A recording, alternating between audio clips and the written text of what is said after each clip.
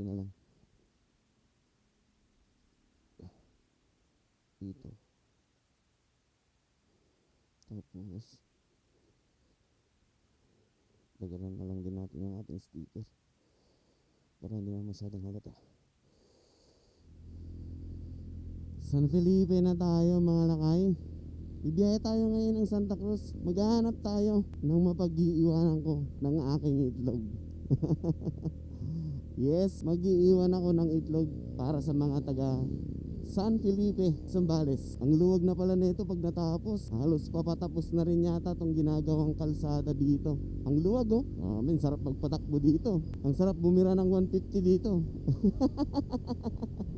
Kala mo naman talaga kaya ng ADV natin ang 150, no? Hanggang 99 lang tayo mga lakay. Pag natapos to mga lakay, ang luwag oh. 4 lanes yung kalsada dito sa may San Felipe, Zambales. So ang ganda oh. Malapit na siyang matapos. So di kagaya dati na lubak-lubak itong kalsada na to. Pero ngayon ang ganda na.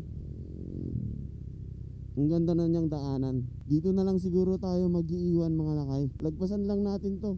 Itong pagkahaba-habang ginagawang kalsada. Grabing lubak. Hanap lang tayo ng mapag-iiwanan ko ng itlog mga lakay. So pagkalagpas lang natin ng ginagawang kalsada, saan tayo? Dito tayo mga lakay, sa mga nakahilerang puno ng mahogani. Dito tayo mag-iiwan ng itlog. Hanap lang tayo ng magandang pwesto. Dito na lang kaya tayo mga lakay. Dito tayo. Kuha lang ako ng itlog mga lakay. Ayan, so ito yung itlog ko mga lakay. Ayan, so lalagyan ko na ng reward yan. Ayan, so iwan lang natin mga lakay, no?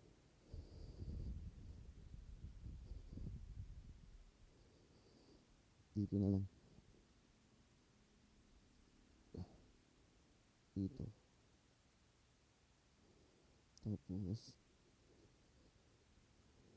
dagalan na lang din natin yung ating sticker para hindi na masyadong halata.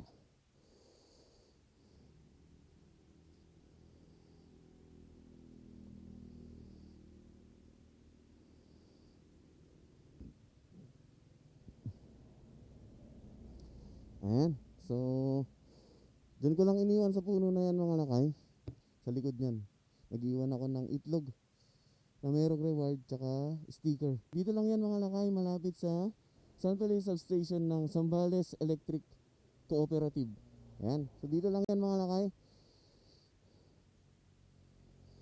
Tara, let's go na. Ayan, so let's go. Nakapag-iwan na tayo ng isang itlog mga lakay. Shout out sa mga taga San Felipe. Hanapin nyo itlog ko. Merong reward na naghihintay para sa inyo mga lakay. So ride safe always and peace out.